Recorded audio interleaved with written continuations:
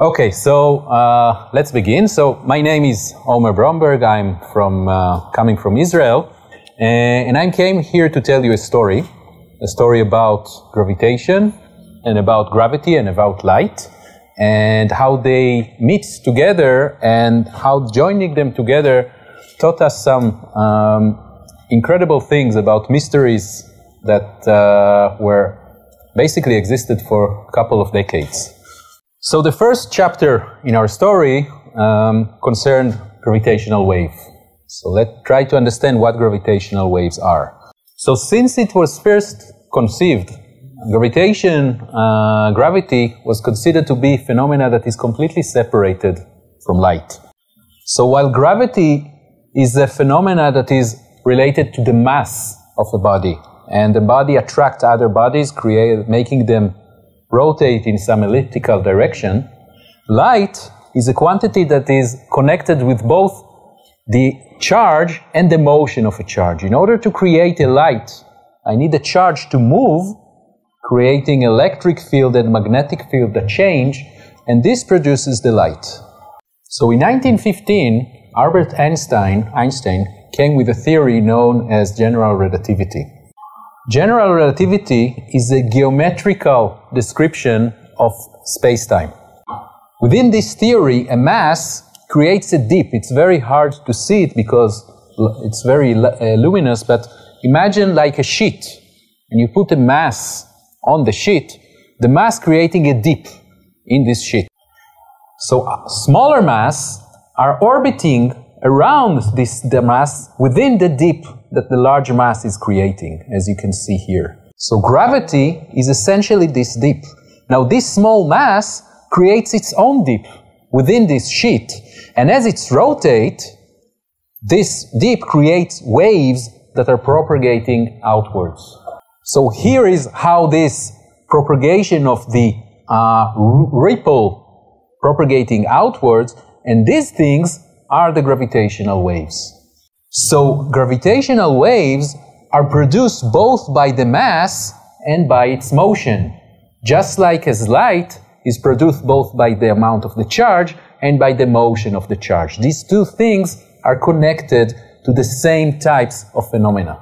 How does a gravitational wave look like? So again, it is very hard to see, but the gravitational wave is basically a deformation of space-time itself. You see how the space-time itself is contracting and expanding as the mass is moving through it. So here how a gravitational wave deforms a body as it moves through it. You see it's creating, it stretch it and contract it as it moves through it. The only problem is that in real life, this deformation is extremely tiny. If we take, for example, two black holes that are merging within a cosmological distance, the deformation that they will create, the change in the length that they will create with respect to the length of a body will be on the order of 10 to the 21. 10 to the 21 is like taking the entire radius of the sun and changing it by the size of a single atom. So at this point, you can just tell me, okay, this is completely hopeless, we don't understand what we're doing here, there is no way we can measure these things. And indeed, that's what people thought, but in 1962, two Russian scientists, Mikhail Gernstein and Vladislav Pustovit, yeah, I'm incredibly bad in pronouncing Russian names, came up with an idea how to do it. So the idea involved light. If we take two light rays and let them join together, merge together on a wall, if the lights come within a phase to each other, they will interfere, increasing the light, and we will get a light which is the sum of the two waves. On the other hand, if they are in antiphase, you see that the dip coincides with a peak. This is a destructive interference, and the joint of these two wavelengths will result in dark. They will cancel each other. So these two scientists conceived an instrument where you emit a light from here, the light passes through a thing which is known as wave splitter. It is splitted into two arms. It is reflected back from these two arms and hit a screen.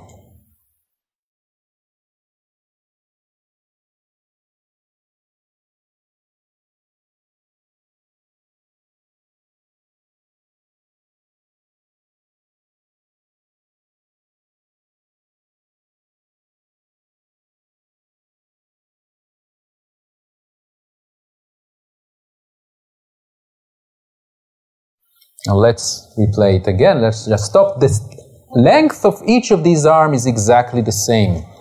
It's almost exactly the same. So when the waves interfere with each other here, you see they are exactly in antiphase. So here we will see a dark. We will see nothing. Now if a gravitational wave passes through the arms, it will increase and decrease the size of one arm relative to the other. This, it shows again, one moment. So you see the effect of the gravitational wave on the arms, and this will result in change in the relative phase of the waves, creating a spot that will flicker on the screen.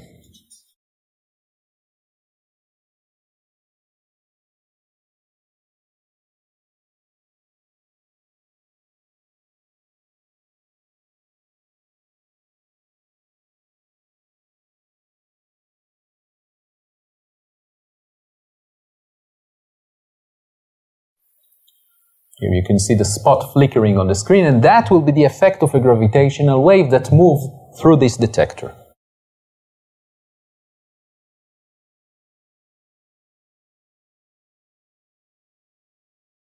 Of course, this type of experiment is extremely hard to come by, and indeed it took several decades until people picked up on this idea and built the first detector that can do that, which is known as LIGO. LIGO began construction in 1992 in the United States, where two sites were built, one in Livingston, Louisiana, in the southeast part, the other one of the states, the other one is in Hartford, Washington, in the northwest part. The size of each arm is approximately 4 kilometers, and light moves in this arm, meet together and hit the target over here. Here is a map where you can see where these detectors are located. The distance between them is about 3,000 kilometers. The reason why we want such a large distance is because we want some time for the wave between it hits this detector and that detector, and we're going to use this time to try to localize it roughly on the sky. The light, in fact, travels a few hundred times within each arm, reflected by mirrors before it is allowed to hit the target. The mirrors needs to be isolated completely from any background noises, because any motion within the mirror will of course change the path that the light is moving, creating interference. So the mirrors are hanged on pendulum that filters out the noises, and this system is so sensitive that the the detector is actually sensitive to quantum noises of the different molecules that are composing the mirrors. This is the first time in history that a macroscopic system is sensitive to such a microscopic noises. This is the sensitivity curve. This is how sensitive this detector is to this quantity, which is known as the relative change in the length of the bodies. It goes all the way down to 10 to the minus 23.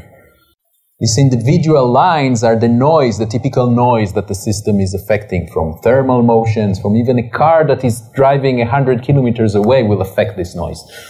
So between 2002 and 2010, the LIGO tried to measure gravitational waves, but it failed. It did not measure even a single event. However, during that time, the scientists put it under a series of minor upgrades and study very carefully the shape of the light curve and most importantly, the location where the noise curve are occurring. In 2010, the LIGO went to a series of major upgrades that took almost 5 years During that time, the vacuum chamber that held the laser beam were replaced, the mirrors were replaced, the laser beams, everything, almost everything within this detector was replaced to make it more sensitive. Beginning of September 2015, the detector started a series of test runs in order to study how well this improvement happens. And about 3 days before it came online officially, something happened. What happened is that the detector, both Hanford and Livingstone, detected an event that looks like that. What you can see here is a sinusoidal motion of a gravitational wave passing through the detector. You can also see that the frequency is gradually increasing both in time, and also the amplitude is increasing. And then suddenly it stops here. This is a very indicative sign that two black holes are merging. Here, what you can see here is a picture where the colors represent the amplitude of the event. Now, the frequency of this event is about 100 Hertz, which is within the, if these gravitational waves were actually sound waves, we could actually be hearing this event. And this is what we would have been hearing.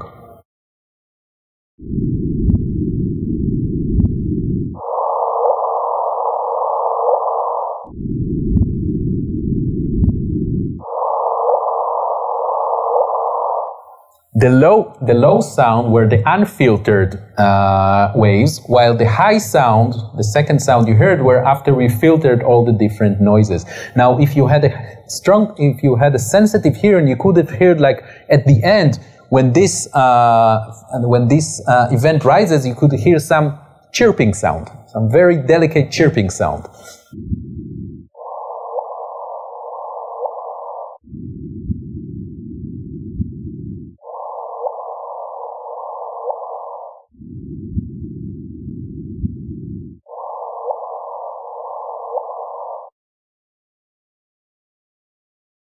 This chirp is the sound of two black holes that are merging together. So what did we see? Again, it's quite hard to see it, but this is a simulation of the two black holes orbiting each other before they merge. Each black hole, the masses of this black hole is 29 and 36 solar masses. They are located about 1.3 billion light years away from us. It means that this event happened 1.3 billion light years ago. And the final mass of the merging object is 62 solar masses. Let's do a small mathematical exercise. 29 plus 36 is 65. We measure 62 solar masses after they merge. Where did the extra 3 solar masses went? Anyone want to try? Energy of what?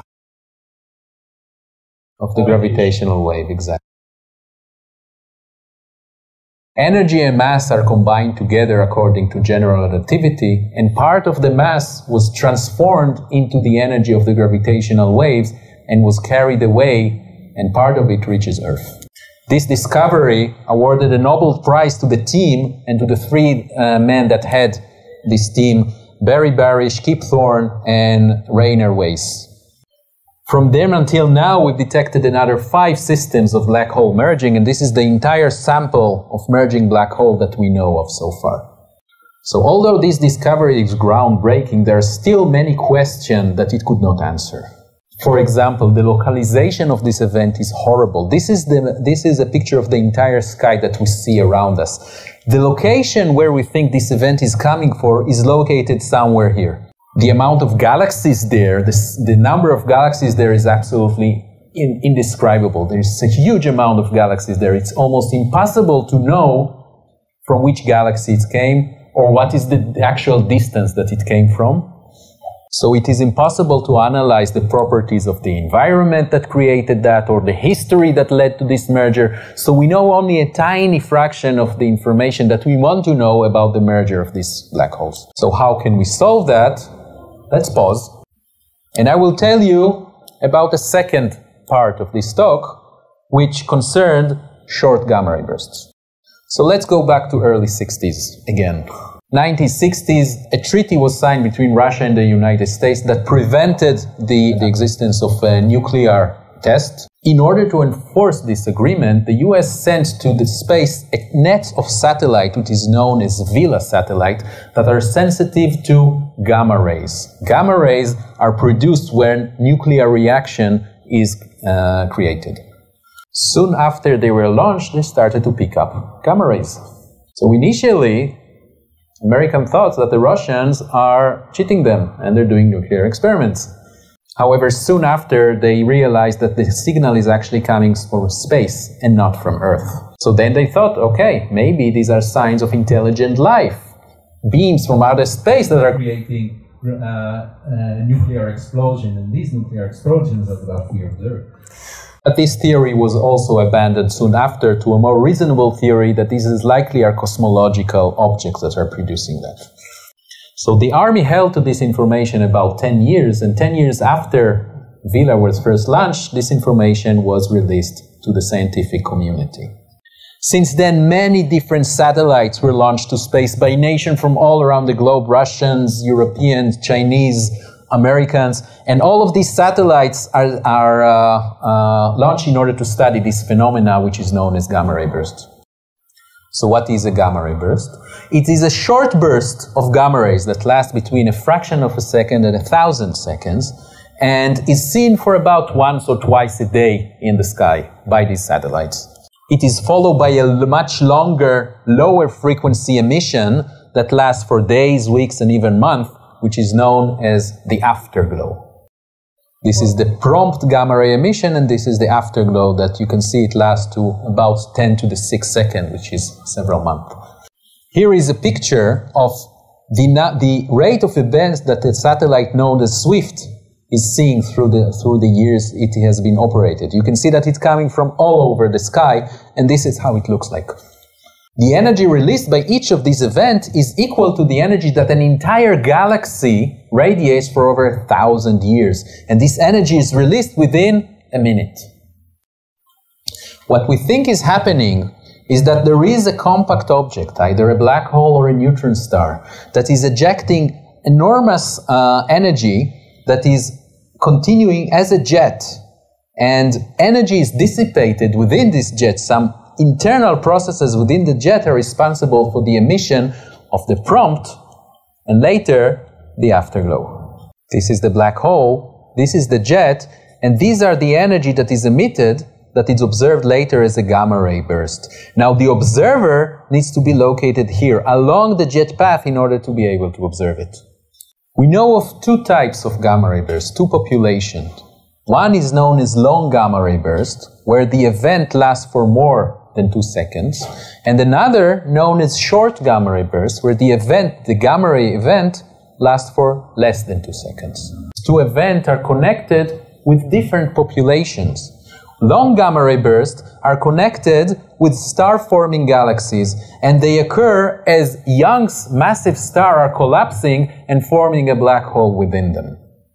Short gamma ray bursts are connected with all types of galaxies, and they are connected with old population. Probably the merger of two compact objects, either two black holes, either a black hole or a neutron star, or two neutron stars. Here is a simulation of how such a merger of two neutron stars looks like. The merger product is surrounded by the leftover material from the two neutron stars. The two neutron stars start to merge, they're shredded by gravitational forces, and the merger product is surrounded by the leftover of these shredded stars. As this process happening, magnetic field within the star getting rearranged and becoming boosted by the process. Here you can see how the magnetic fields look like, and you can see that at the center a jet-like form of magnetic field is produced. This jet emerges out from the leftover of the shredded material, accelerate, and produce the gamma ray burst. However, again, this is what we actually see. Here it is very hard to see, but here there is a point of a little bit more light. This is the jet pointing toward us. That's what we see, a circle, a point. And this is the light curve. This is the amount of light that we saw as a function of time. You see that the event lasted for much less than 1 second.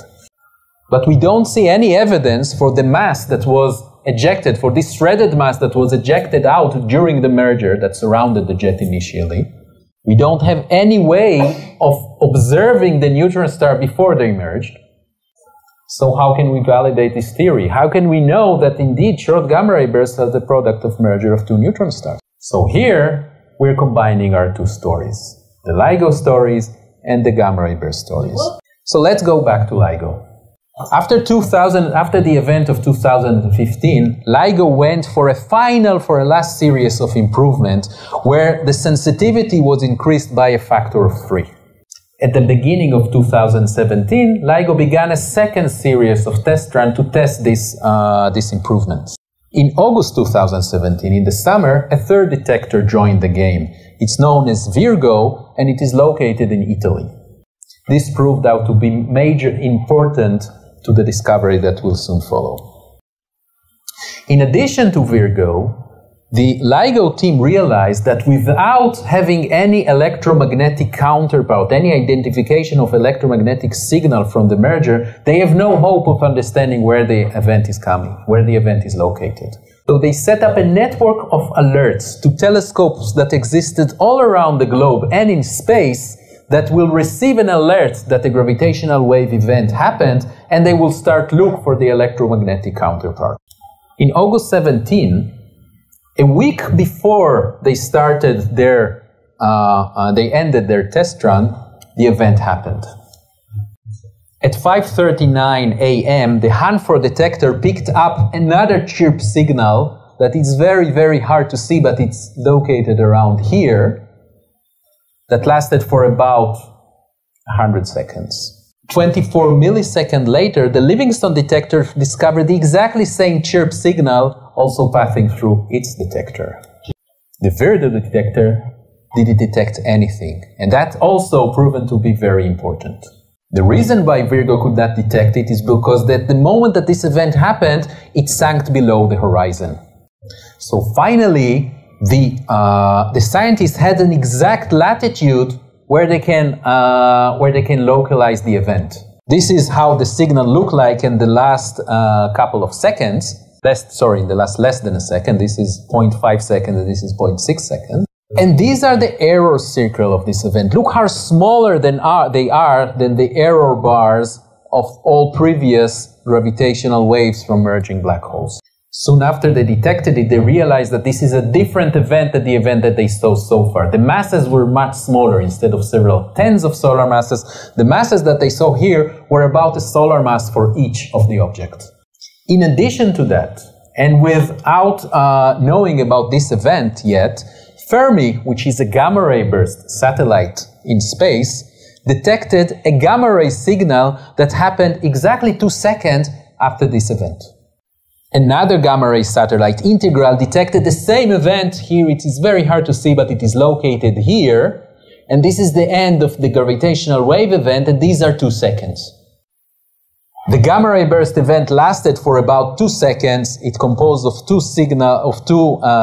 peaks, and the localization of it coincided with the localization of the gamma ray burst of the gravitational wave event. This is the error circle of the gravitational wave event, and this is the error circle of the gamma ray burst event. So we have a short gamma ray burst event that coincides with time and with space with a gravitational wave event. Soon after, alerts were noted to all the optical and all the satellite telescopes in space, and a frantic search began to try to localize the galaxy that is hosting this event.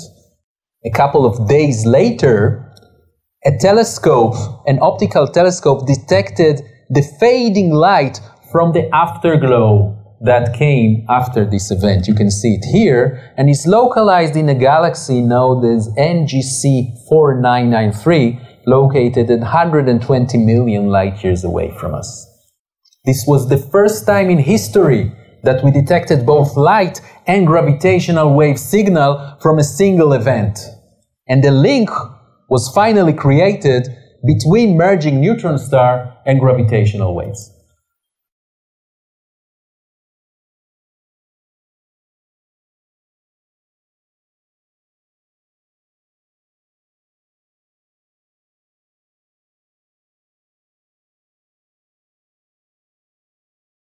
So what did we see?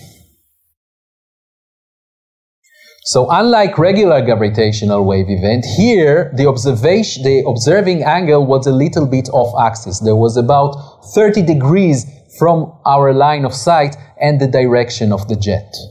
That is why the actual gamma ray light curve was in fact dimmer by almost 3 orders of magnitude than regular short gamma ray burst.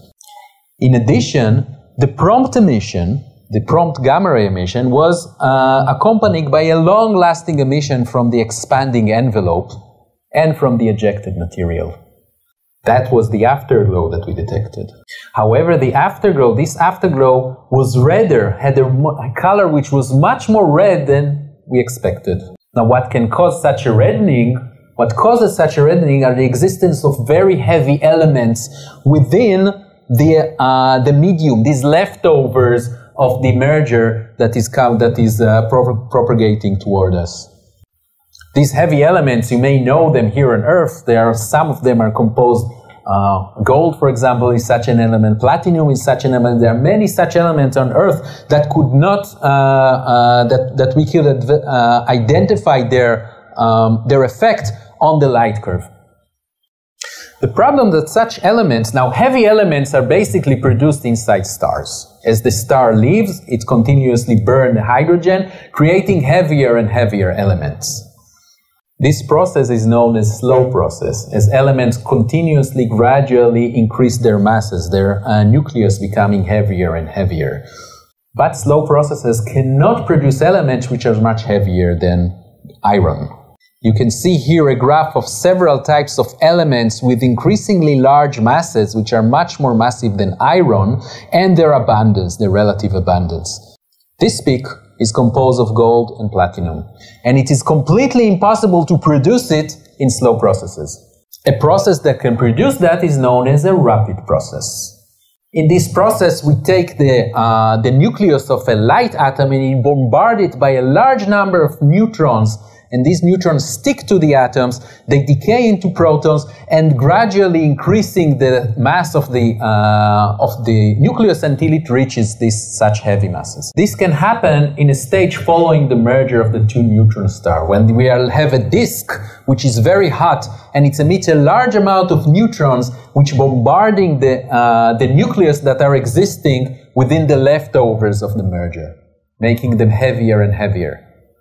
Here is a real simulation that shows how heavy elements are produced in such disks.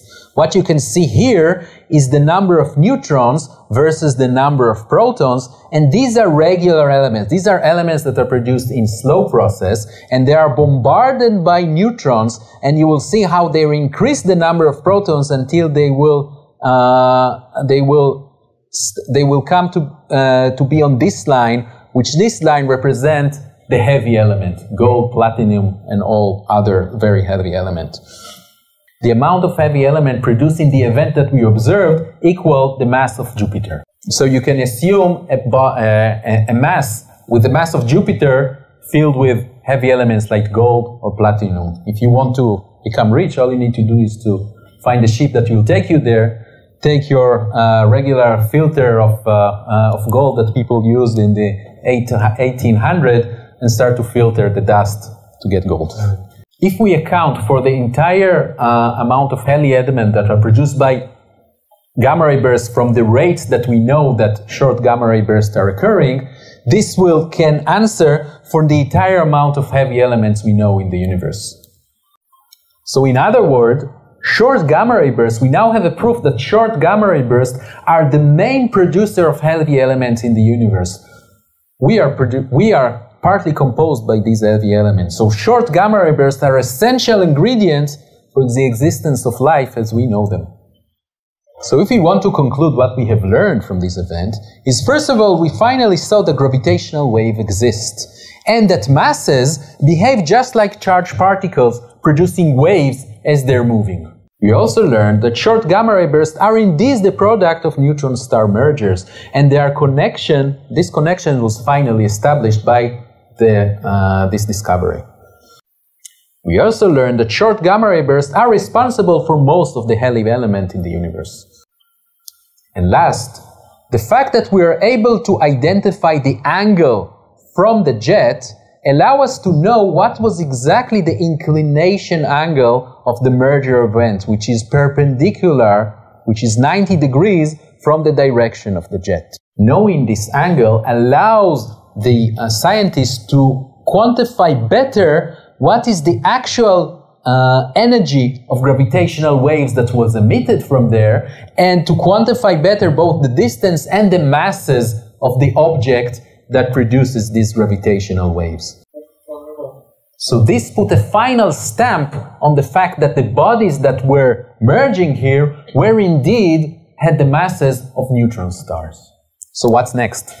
So we've observed gravitational waves from black holes merging, and we observe gravitational waves from neutron stars. Where are we going from now? So more gravitational wave detectors are now built all around the world.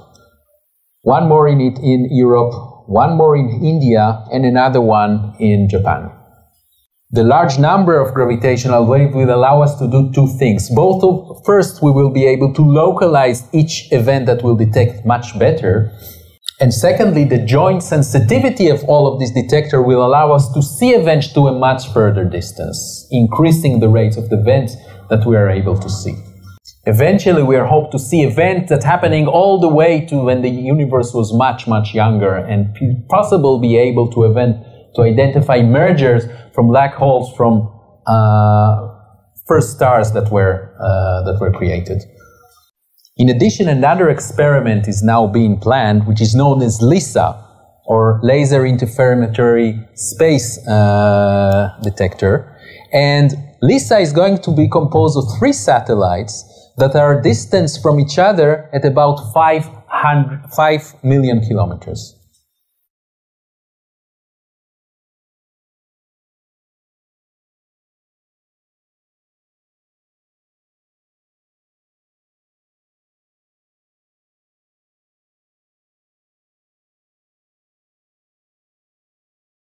So instead of having an interferometer with an arm of 3,000 kilometers, we will have an interferometer with an arm of 5 million kilometers. This detector is going to be sensitive to a whole different type of populations of black holes that merge. These are supermassive black holes. Such black holes exist in the center of galaxies, and we think that they grow in mass by merging with other black holes from other galaxies as the 2 galaxies merge together.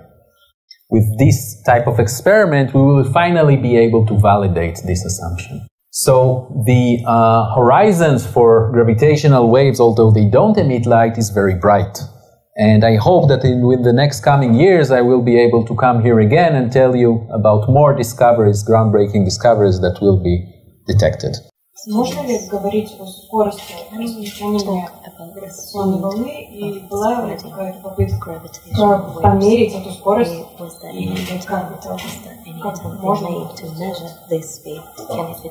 So the speed of gravitational wave progress is actually the speed of light. How much it deviates from the speed of light, in order to understand that, I think we need to better understand the quantum effect of general relativity. I think that within the measurement that we have now, it is still too hard to know if there are any real deviations. We know that globally it is the speed of light. Whether there are minor deviations, we still do not know. Здравствуйте. Существует ли на данный момент теория, описывающая слияние двух нейтронных звезд, которая бы объясняла разницу во времени регистрации между гравитационной волной и излучением? И второй вопрос. Правильно ли я понимаю, что те соображения, которые были рассказаны в этой лекции, в данный момент опираются на вот это вот одно измерение, которое было произведено в 2017 году? Спасибо. So the theory about neutron star, about their merger, and about gravitation, and about gamma ray bursts produced from that is known for several decades. Mostly what this event done, it's validated what we thought we knew. And another thing that it did is that it taught us about the production of heavy elements within this within this system, and this is something that we could not quantify before. And this is something completely new that we learn about this system. If I may add something, apart from the relativistic jets that we knew about, all other things, the lower energy thing, the masses of the neutron star that merge, the leftovers of material that was ejected and produces this cloud around the neutron star, all of these things, we suspected them, but we did not have any way to quantify them without this event. So this event kind of gave us the complete picture. Of course, we need to see many more events in order to understand better what is happening. What I described here is just a global picture. The details, the fine details, are still something that we do not know for exactly. Я хотела бы спросить, известно ли, когда будет запущен проект ЛИСа и какие страны участвуют в разработке этого проекта? И еще второй вопрос. Когда будет построена ЛИС, закроется ли Лига? И что вообще планируется с Лигой? Его будет закрывать или его будут дальше использовать для измерения? Есть ли его потенциал? Okay, so first of all, LIGO and LISA is looking at completely different types of objects. So LISA is looking at supermassive black holes in center of galaxies. LIGO is looking at stellar-sized black holes that are existing all over. So the launch of one project will not affect the other. If anything, it will help it, because if one will detect, more fund will go to both projects. Now, about the first question, well, this is kind of in the air, because this project, although it was agreed to be funded, is still very far in the future from being launched. We don't really know the real launching date. As for countries that are in this project, I think it started as an American project, but now they're opening it for countries from all the globe. I do not know exactly which companies now joined them. I think it's partly American, partly European Union now, but it's very fuzzy. So there is a launching date for a Pathfinder, which is kind of a pre-experiment to assess the possibility of this thing to work, but the launching date for the actual experiment still do not really exist. Like, people talk about dates, but I just want to add that this situation actually existed for LIGO for many, many years. It took a long time to persuade American Congress to support and finance this project. Many, many years passed until they managed to do that. So the fact that still we do not have a launching date to LISA still doesn't mean anything. This project, as LIGO will continue to detect more and more objects, then it is more likely that LISA will be funded by real money. Можно ли считать, что гравитационные волны это, по сути, поле, состоящее из гравитонов? И если я слышал раньше, гравитоны были выведены только теоретически, можно ли считать, что гравитационные волны это доказательство существования, так же, как других частиц, которые можно реально обнаружить? So this is a good question. This brings us back to the interface of general relativity and quantum mechanics, which we do not know how to do it yet. At the moment, all we can say is gravitational wave. It's like what we knew about light before we knew quantum mechanics. Light was a wave. Once quantum mechanics entered, we knew that light has also both a wave behavior and a behavior of a single particle known as a photon. In gravitational wave theory, at the moment, all we are aware of that is the wave behavior of the gravitational waves. We do not have a way to quantify it as a graviton. One way to do it may be if we'll be able to detect deviation from the speed of light. Because if something has even a little bit of a mass, it moves slower. It cannot move at the speed of light. It moves somewhat slower, and we can have some sort of indication that maybe it is composed of individual particles or gravitons, if gravitons have mass. But at the moment, we have no way of doing that.